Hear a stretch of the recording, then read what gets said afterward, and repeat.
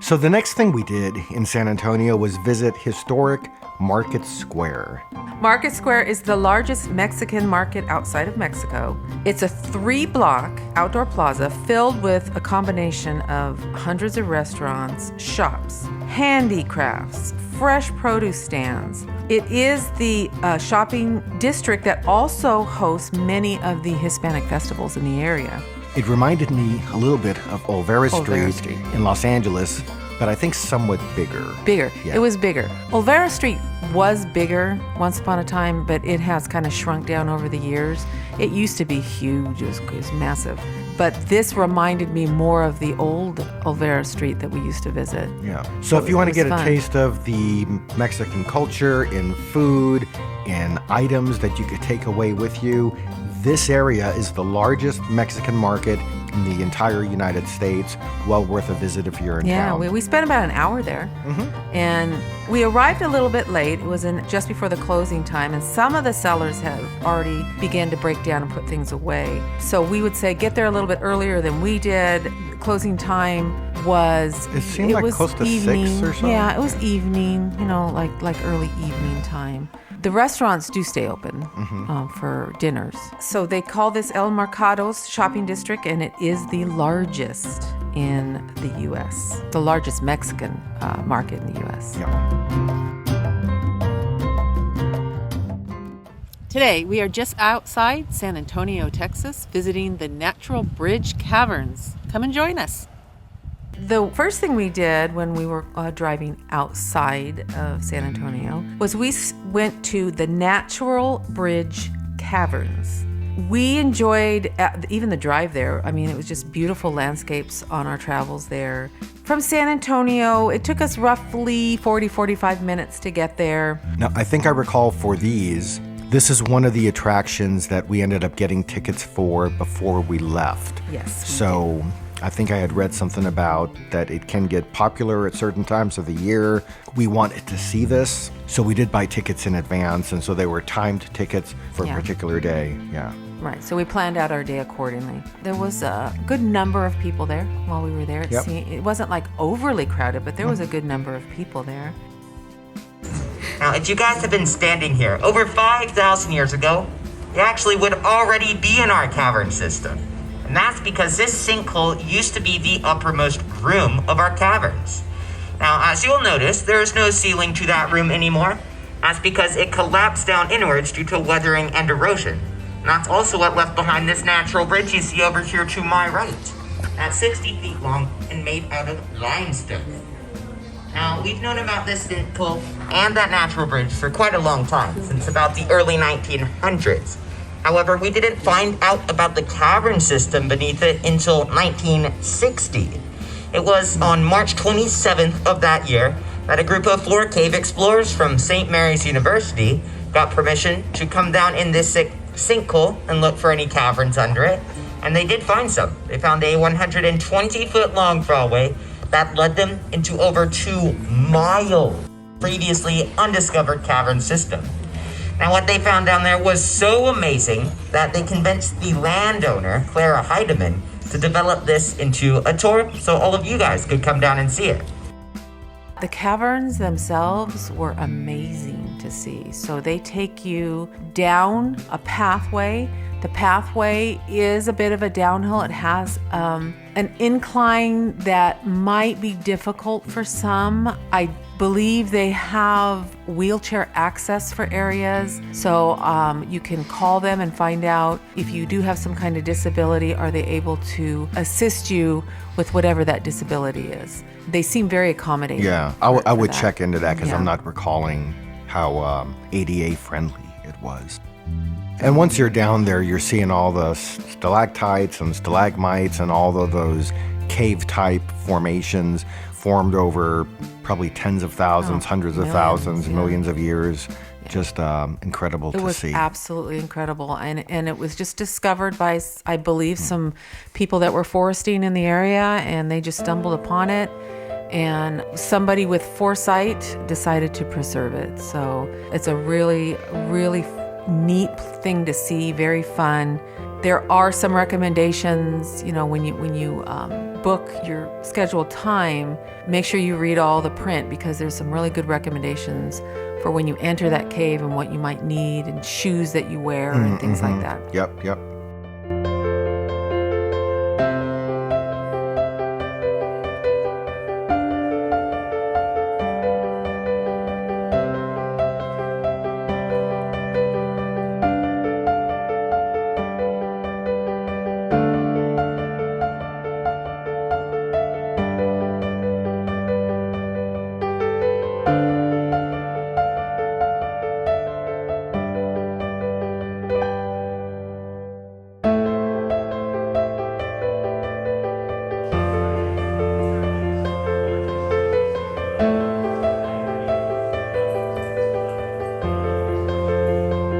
So we're just back from our tour at the Natural Bridge Caverns.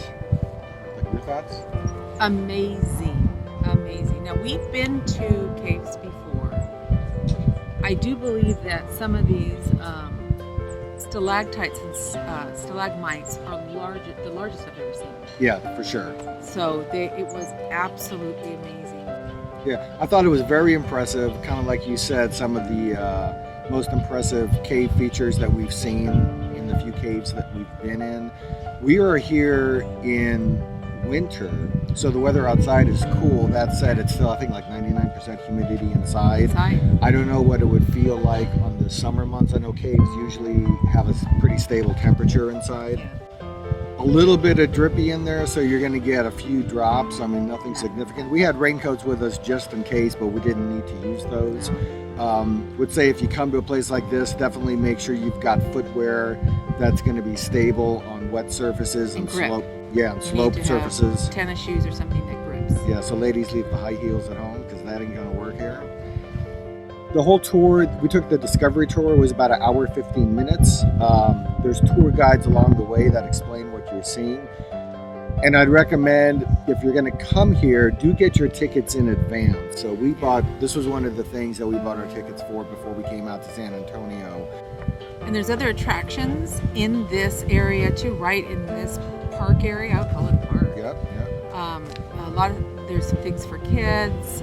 Check out the area, because there's all kinds of things you can do. Yeah, looks like you could probably spend a whole day here. Yep. Yeah. All right.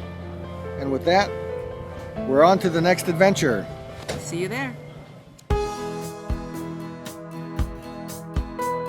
So the same day of our trip to the caverns, we would then continue driving. We took a 90-minute further drive from the caverns to a town that you discovered for us called Panna Maria. Panna Maria. How did I discover that? I don't know. I was Google searching. And just for things in the area of San Antonio. This caught my eye because it is about a 90-minute drive from the caverns. So, it was a, good drive.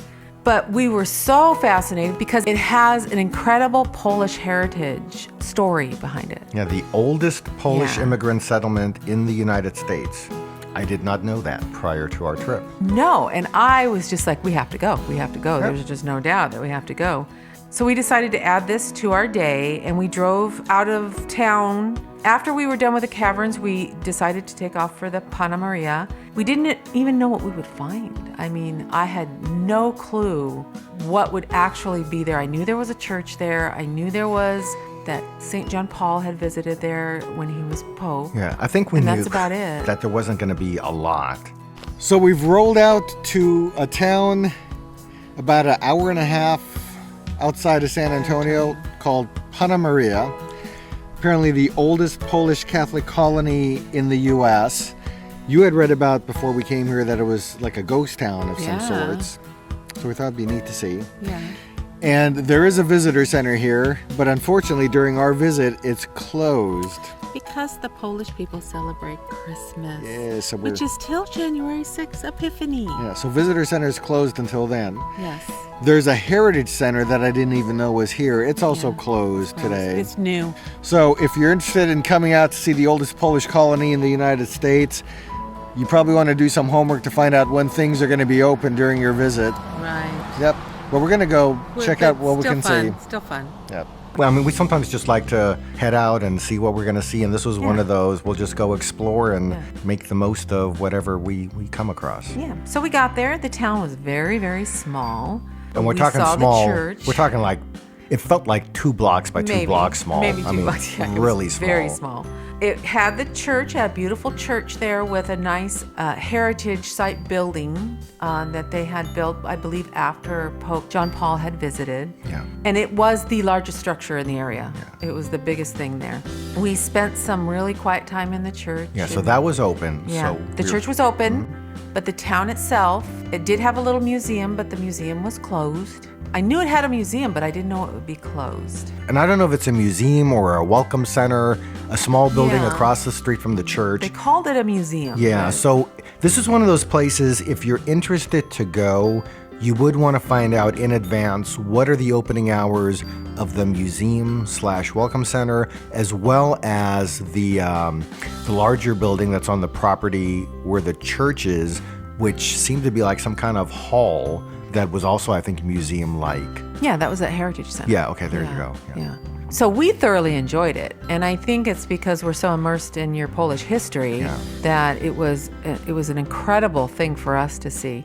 But I would suggest when you go on your journeys and you go to certain cities, try to look outside of the city and see what's available outside and take those trips because you could find some pretty fascinating things. And San Antonio itself does have a history of immigrants from multiple areas, most of them from Mexico, probably South America as well, but there's also some European immigrant history as well. Incredible history. So I think there's things there for people with German heritage, with other heritage. So those are the kind of things you can seek out and make those add-ons to your trip. Yeah. So we did this one because, as you mentioned, I'm a first generation Polish American.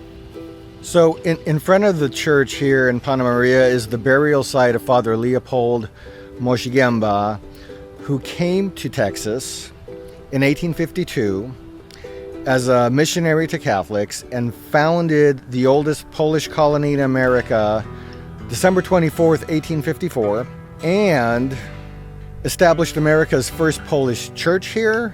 He served as pastor here until 1856, and he opened the first Polish parochial school a few years later, 1868, in Milwaukee, Wisconsin.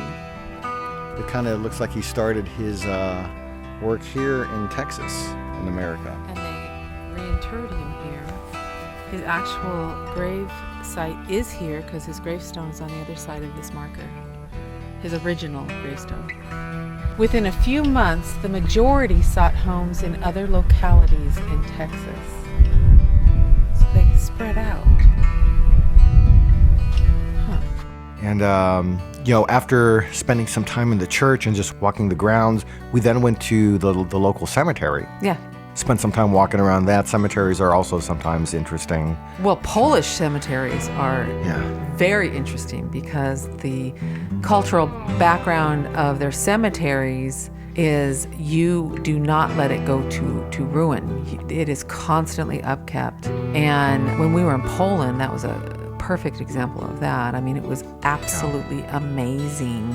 Probably the most stunning cemeteries I've ever seen. Yeah. So, as the Polish people do, and they do well, is they upkeep their grave sites of their loved ones. Everything is perfectly kept. Almost every single gravesite has flowers on it.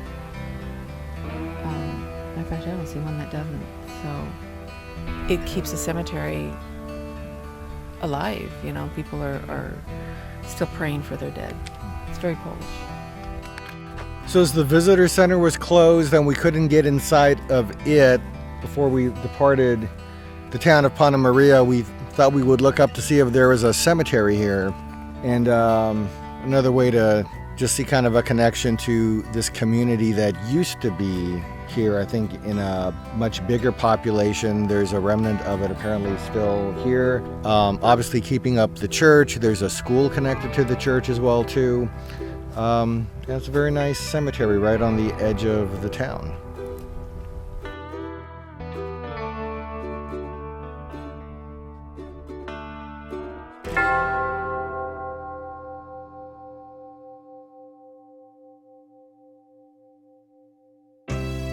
So if you've not been to San Antonio, it's a wonderful place to visit, especially during the Christmas season.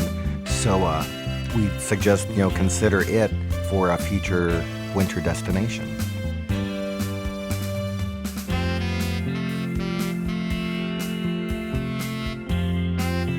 Today, we're just outside of San Antonio. Where it at? Slow your push.